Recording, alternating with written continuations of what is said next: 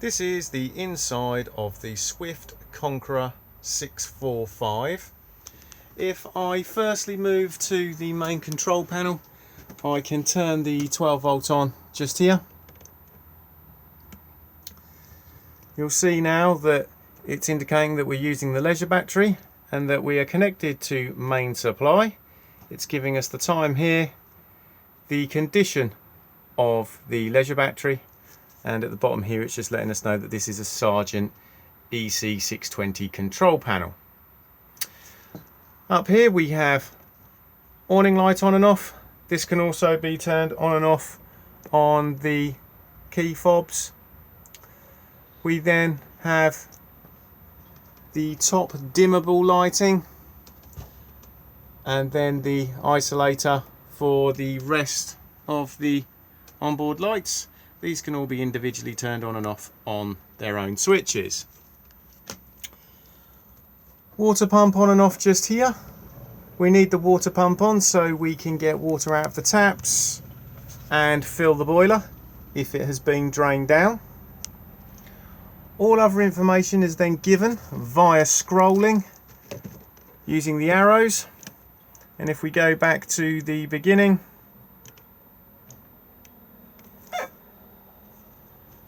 if I start going through, we have system settings first of all. If I now arrow in, we can set the time,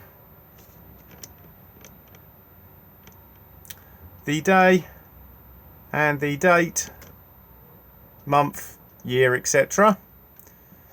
We can put key beeps on and off, again just arrow in to change. How long this backlight stays on when you're not actually using the control panel, and how long these blue LEDs stay on. Light mode, you can either have it in normal, so when you turn the lights on, all the dimmer comes all back up, or you can have it so it always remembers what you had it on last. Tank alarms are turned off because this does not have an onboard water tank.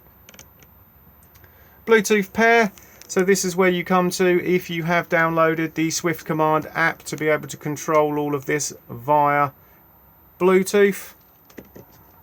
And you can also delete any devices that you have connected and then just exit back out.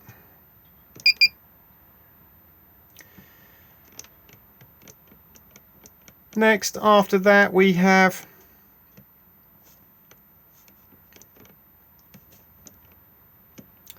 heater settings. At the moment it is set in manual mode.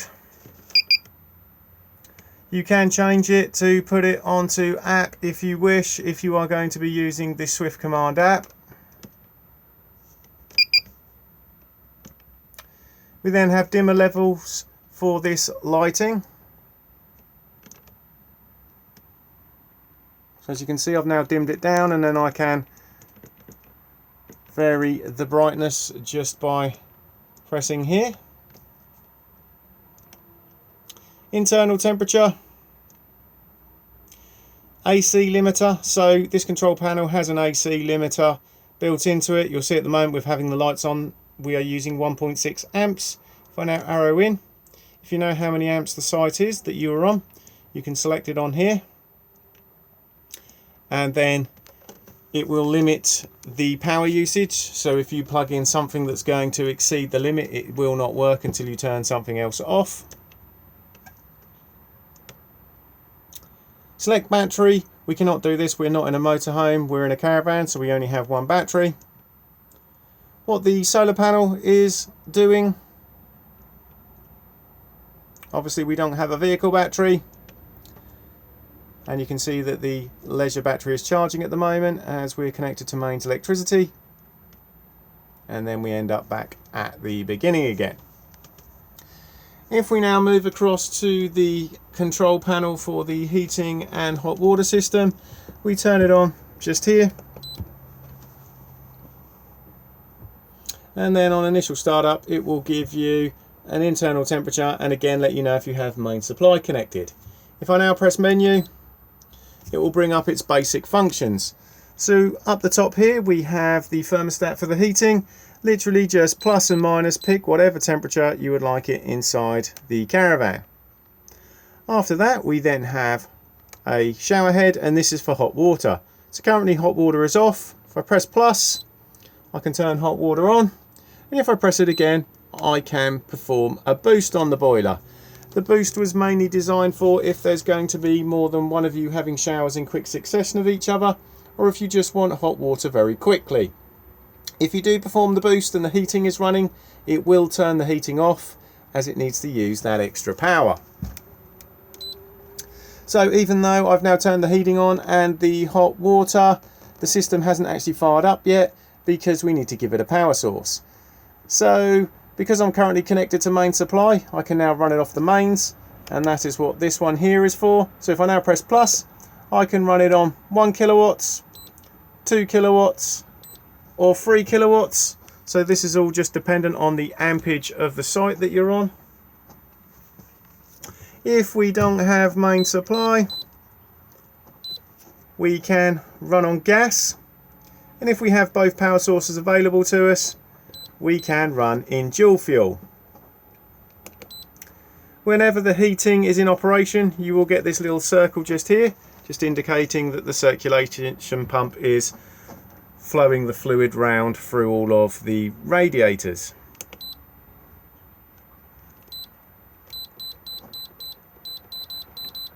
If I now drop the thermostat down,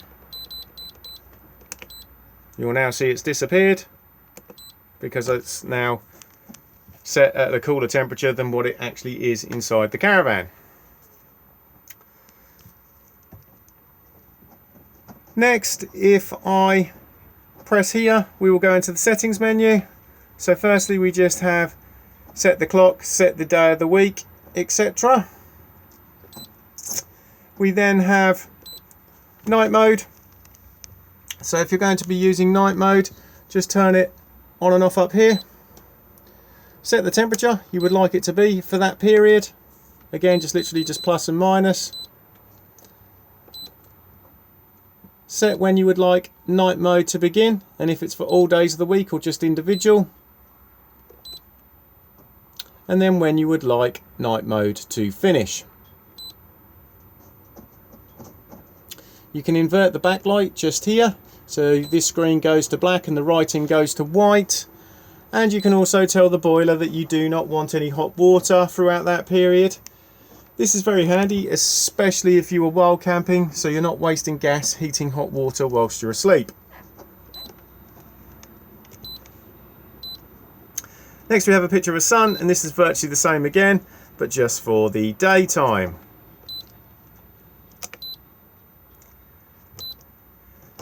After that, we have one delayed start and stop to the system, so you can have it so it says comes on Monday at 6 o'clock in the morning and continues to run until Saturday at 12 in the afternoon.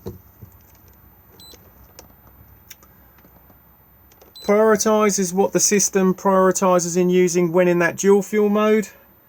So at the moment it favours main supply over gas. If you are on a very low amp site, you can make it so it favours gas over electric.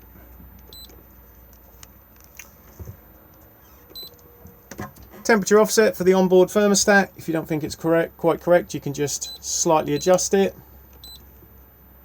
For now, arrow down. This one here is just brightness of the screen, etc. Antimicrobial just here. This can only be used if you are using night mode as well. And what will happen is, in the middle of the night, the boiler will come on, heat itself up rapidly to kill off any bacteria that may be in the system. Pump settings for the heating, just literally leave it set to thermal. It does not need to be on anything else.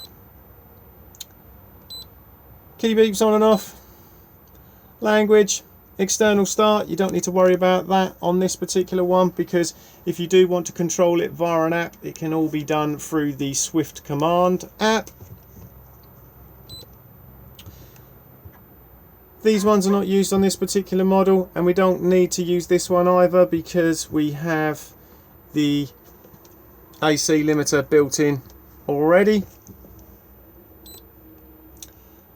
Service, more for the workshop, but again you can see what everything is up to.